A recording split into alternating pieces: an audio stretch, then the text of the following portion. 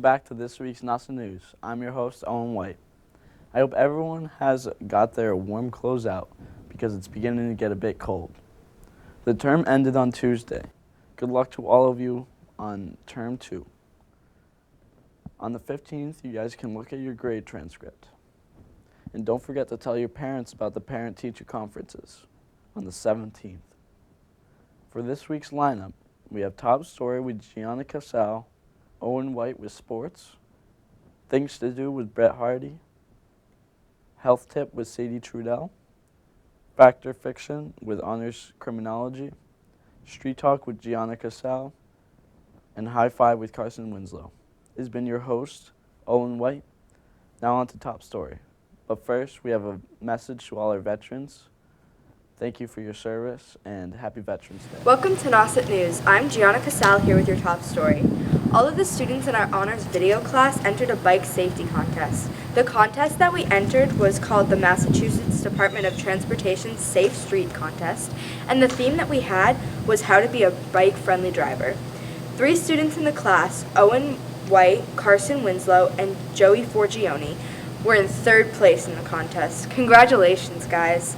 Now let's go to an interview with one of the members of the group to talk about their video. So today I'm here with Carson Winslow, and are you excited that your video is in 3rd place? Honestly, I'm both excited and pretty surprised. I didn't think our work would be nominated for top 3. Yeah, I know, that's really great. So, how did you guys come up with this idea? Well, we kind of bounced around with a couple of ideas. One would be like some sort of different shots of different scenarios, and then like text would pop up in between those cuts, but that seemed a bit too complicated, so we went with a much more comedic approach to it and came up with the Bike Angel. Yeah, so what was the Bike Angel about?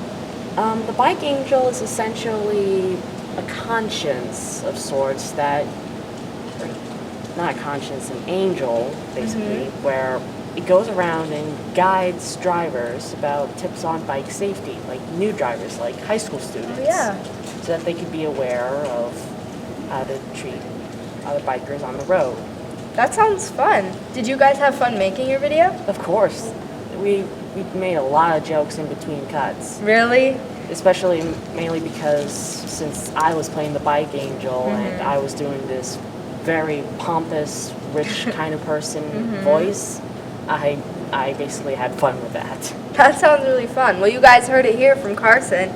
With your top story, I'm Giana Casale, and see you next time on Nauset News. Hi, I'm Sadie Trudel with your health tip of the week. Today I'm going to be talking about the benefits of brisk walking. I don't mean walking slowly, I mean walking with urgency. Brisk walking burns more calories than walking slow. For example, a 150-pound woman walking slowly burns 72 calories per half hour, but if she walks briskly, she can now burn up to 180 calories. And who wouldn't want to do that, especially with the holidays right around the corner? Walking is one of the best exercises for your heart. It improves cholesterol levels, blood pressure, and your energy. It's also a form of exercise that can keep your weight under control. But one of the best benefits it has is that it can get you in a good mood. Since we just rolled back the clocks, nobody has an excuse to sleep through the morning. Instead, take an advantage of the light and go out for a brisk walk. It could be as short as 10 minutes or as long as an hour. It's up to you as long as you can commit to it. Remember, if you have a busy schedule, 10 minutes a day is still super good for you. I'm Sadie Trudel, and that was your health tip of the week. Welcome back to sports. I'm your host, Owen White. Last Friday, the football team unfortunately lost again to a strong Carver. Despite the loss, they are preparing for their game on Saturday against the Tech. On the other hand, the only team left in the tournament is boys soccer. They beat the strong Wakefield at home on the 6th, 2-1. They are playing Situate at home on the 10th. We have some words from senior center back Kalen Donovan on the Wakefield game. Yeah, so I think the key to the game, after we went down on the PK, 13 minutes in, we were to keep our composure, keep our heads up, and we didn't give up. So later on in the game, Pat Pinto brought us back in the game, gave us some spark. Second half, our halftime coach was able to give us a nice talk and picked our heads up. Arlo Lawless, brilliant goal. 2-1, so we were able to get the W. Big thank you to Kaylin, and good luck to the boys. This has been Sports with Owen White, and now on to Things to Do. Hi, my name is Brett Hardy with Things to Do. Daylight saving has recently taken place this week, which means there's a lot more time for fun activities and events in the morning. There's been a few great plays hosted in theaters on Cape Cod. Dear Jack, Dear Louise is a play by Ken Ludwig in the Cape Cod Red Theater. The play is about early events in World War II, about an army physician and a struggling actress in the Big Apple. Carousel, a play by Oscar Hammerstein in the Falmouth Theater Guild. The play is a Broadway musical about a tragic love story. Good and Kissed, a play by Miranda Jonte in the Cuttuit Center for the Arts, is an autobiographical show by Carrie Flanagan of a woman seeking her self-worth. A great Western movie has recently been released called The Harder They Fall. It is a fictional story, but it is based on a true story.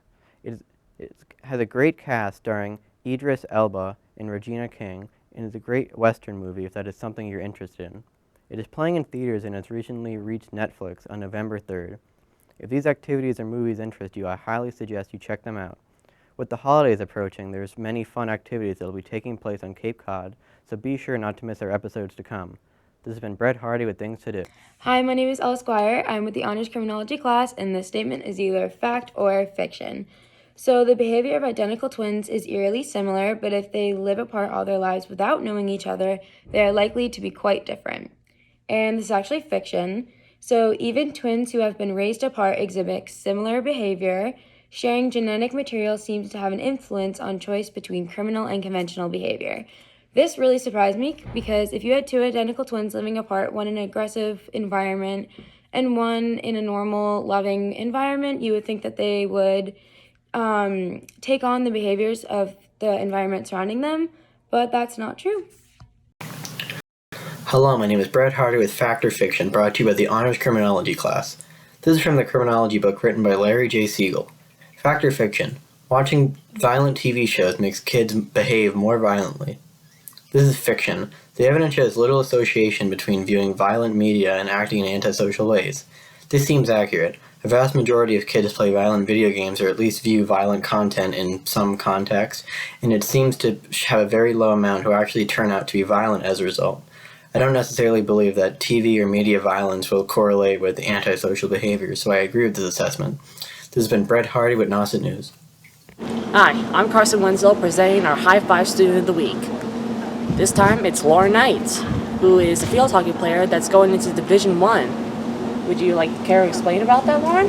Yeah, so I committed to play at Quinnipiac last December, and I've always wanted to play field hockey in college, and luckily I was able to, and I actually signed my letter of intent tomorrow.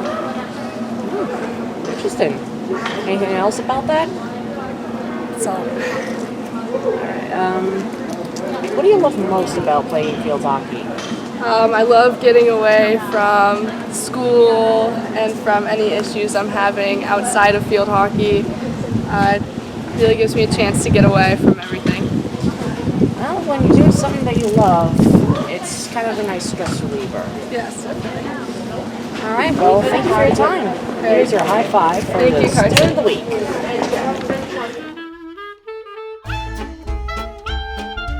Welcome to Street Talk. I'm Giana Casale. Today I'm here with Sophie. And Sophie, what is your favorite Thanksgiving? My favorite Thanksgiving food is mashed potatoes. I agree. They're so good. Today I'm here with Miss Weeks. And Miss Weeks, what's your favorite Thanksgiving food? My mom's homemade stuffing. That sounds really good. It's really good.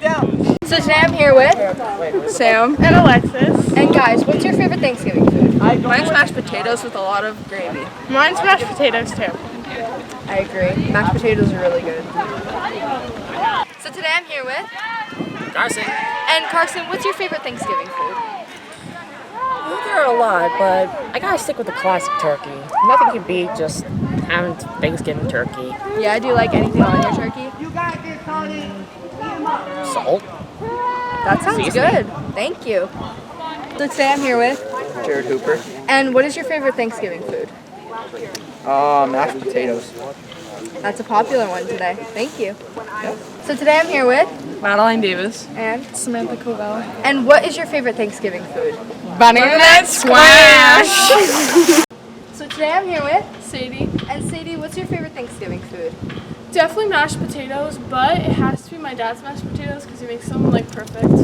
That sounds really good. Do you put anything on them? Just lots of butter and lots of salt. That sounds really good. Thank you, Sadie.